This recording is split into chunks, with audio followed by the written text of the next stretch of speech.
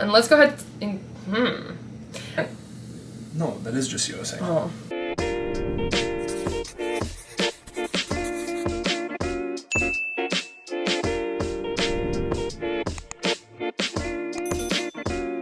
Hey everyone, and welcome to my channel. I'm Nikki. I'm Adam. And today's video is just going to be a fun video that I have been wanting to make for a long time. I've just been too lazy to get the different flours and actually do all this. So what we're doing today is we are going to be testing out 2-ingredient dough with 3 different flours, and then we're going to do just the regular flour to compare it with that. So if you enjoyed this video, go ahead and give it a like and subscribe to my channel, and let's go ahead and get started talking about these flours and 2-ingredient dough in general. So the recipe for 2-ingredient dough is usually self-rising flour and equal parts non-fat Greek yogurt. So that's not exactly how I make my 2-ingredient dough. Technically I use 3 ingredients, which is why people get confused sometimes. I just still call it 2-ingredient dough because that's what people know it as. Still the same thing. So I always use the non-fat Greek yogurt, so that's just this. I like to use the Chobani brand, but I prefer to just use regular all-purpose flour, and then I add in my own baking powder. So instead of using self-rising flour, that's what I like to use. But also, I don't like to do equal parts of the Greek yogurt to the flour. I like to do 1 cup of Greek yogurt and 1 1/3 cup of all-purpose flour, and that's just made the best results for us, and that's how we enjoy the dough. The different flours that I'm going to be using today, we're going to test out oat flour, almond flour, and then gluten-free all-purpose flour. So this one I got from Trader Joe's. Actually, this one I got from Trader Joe's as well, and the other one I had ordered online a while ago. So what we have is, I've actually done some research, and if you guys don't know, I'm a home baker, so I do bake for a living, more so decorating, but in my previous job, I was mainly just a baker. So with these different flours, they are different consistencies, they're different weights. They aren't just like 1-to-1 substitutes. The gluten-free flour is actually going to be a 1-to-1 substitute, so we're going to go ahead and make that normal. But then the almond flour, you actually, from what I've found, and we're just going to test this out. This will be our first round of doing this, so we don't know what we're going to get. But he's mainly here to taste test and be my helper. Mainly here to taste test, though. Yeah. I bribe him with that, so Yep. he helps me. It works. Yeah. But anyway, the almond flour, you're supposed to use about 4 times as much compared to like regular flour. I have different measurements for the flour that we're going to be trying out, so I'm going to go ahead and tell you what those are as we do them, but we're going to go ahead and get started. So we just have 4 bowls set up right here. I have each bowl labeled with a Post-it note, and pretty much we're going to put all of the doughs together in their bowls and let them sit for like 5 or 10 minutes, and then I'm just going to make them into like pitas, kind of flatten them out, and we're going to bake them how we normally would bake the 2-ingredient dough pitas. So like I said, we're going to make some all-purpose flour ones that we normally make just to compare them, but we're going to see how this goes. And some of them I'm adding a little bit more baking powder, but like I said, I'll put all the measurements in the description below. And yeah, so do you want to grab me the trays that you got? Yeah. All of them I'm going to be using the same baking powder and the same non-fat Greek yogurt. It's just the flour that I'm going to be switching up. So what I'm going to do is we're just going to label these oat, gluten-free, just so we don't get them mixed up. Boom. Then we have almond. I spelled almond wrong. And all-purpose. Okay, so we have those trays ready. We're going to go ahead and start making some of these doughs, and then we'll see after that.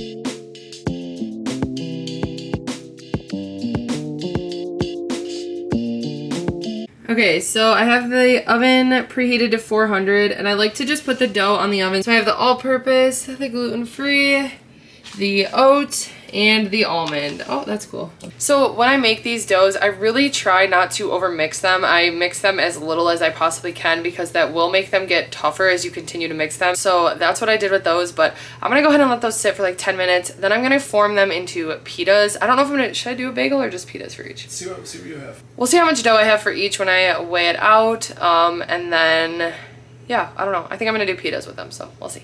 Okay, so when we calculated it, each of these different doughs come out to 8 smart points for the serving I made, except for the almond flour. That one came out to 20 smart points, and I did use a full cup compared to the other ones where I used like 2/3 cup of flour, but that was just so that I could get the right measurements. So I'm gonna divide all these into 2 separate pitas, so they'll each be 4 points, but for the almond, it'll be 10 points each. So we're gonna see how this turns out.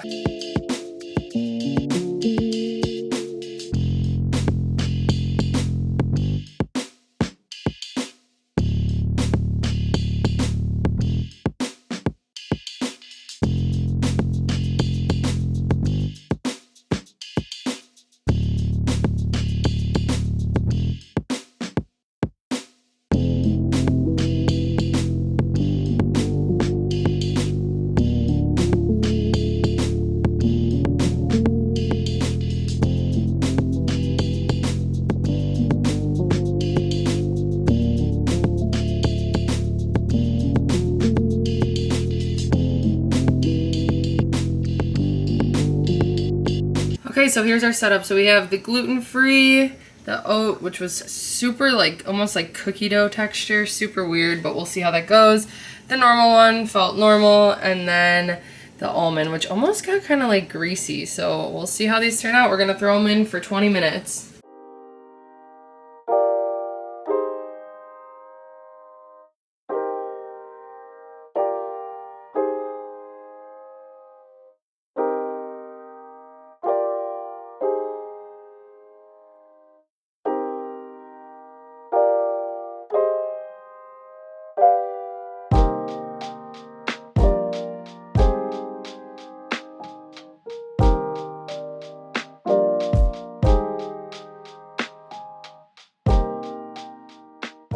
Okay, so all of our dough pitas are out of the oven. They actually all turned into a pita, so that's a success there. So we're gonna go ahead and just have the regular one first. Okay, so this is a normal 2-ingredient dough pita that we just make out of all-purpose flour. I don't know why it's not focusing.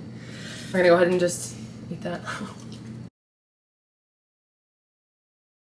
So it's a little doughy.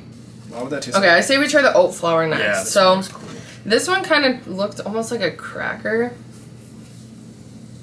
And I couldn't get the ends to like smooth out, so it just looks really dry. So we're gonna try this.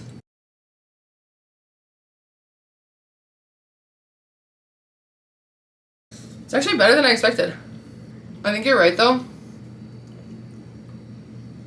It would be good to like sweeten it and add like fruit to it or something, but honestly, I'm impressed with how it is. It turned out a lot better. When I was making it, I thought it was going to be like super dry.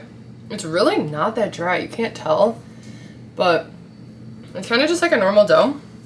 I ate the whole thing. I'm so impressed. Right? I like that. So that worked. This is using the Trader Joe's gluten-free flour. It just kind of looks very similar to just the regular all-purpose flour actually. So the inside looks pretty much the same. These are the two. So this is like the regular all-purpose flour. It's not going to zoom in. And this is the gluten-free, so they look very similar. Cheers. I feel like it doesn't have as doughy of a taste as that one, but it's still really good. That's good. Yeah. Wow. I'm actually surprised they all turned out like pitas. I didn't think they would. I thought we were going to just have like a fail video. I thought this was going to be like a fun video. This would be good for like a pizza. Mm-hmm. This would be like a pizza crust. Mm-hmm. It almost has like that like cornmeal-y like... Mm-hmm. Oh my gosh. And these are all like super plain, so imagine like putting stuff on them. Well, and those 3 that we just tried, they're all the same points. They're all 8. True. So each of the pitas are like 4. So okay, this was the weird one. This is the almond flour. This is the higher point one. Like I said, it's 10 points for just this one right here. So it smells good though. It smells like almond cookies. It does, which I'm hoping. It looks very much just like a cracker almost. Yeah. So let's try this. Cheers.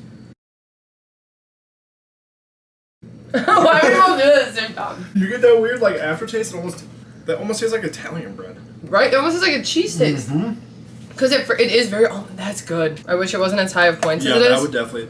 That's really good. It's so different from the others. Based on flavor... Well, based on everything alone. Of course, I like the regular 2-ingredient dough the best. I honestly think that the gluten-free was the second best. It is very, very similar. I like the taste of the almond flour, and the texture is different. But for the points, I don't think it's really worth it. I feel like you can mess around with it, but I feel like it's going to use so much flour, and it's so high in point. Yeah, I would agree. The flavor's really, really good, but I don't think that pita's worth 10 points. The oat flour is really good. I like that the texture is actually pretty similar. I thought it was going to be dried out. It's just more of like that oat flavor. So it has more of a distinct flavor to it, but I'm actually so impressed that all of these actually turn out as pitas, and all of these actually are alternatives. So if you are gluten-free or have some sort of dietary restriction, there are other options for 2-ingredient dough. Also, I get asked all the time if you can freeze 2-ingredient dough. Yes. So after I make any type of 2-ingredient dough, I store whatever I made in the fridge, and I always bake it before I store it. I never store just the dough. So I bake it into what I want, I store it in the fridge, and then recently I tried freezing the dough and it froze just fine. It definitely froze well, it held up. I was able to just toss it in the air fryer and heat it up and make it for a meal, and it was just as good. So yeah, I hope you guys found this video helpful. It was fun for us to just try these out. I definitely could see us even using the gluten-free. I mean, neither of us are gluten-free, but I don't know. Honestly, I would make all these again. I just wish there was a way to make this lower point, but yeah, I don't know. This was fun. This was good. If you guys have any other suggestions of any other types of recipes you want us to try out like this, like different ingredients subbed in and out like this, let us know in the comments below, because please do. He has fun tasting them and I have fun making them. So thanks so much for watching, and we'll see you next time.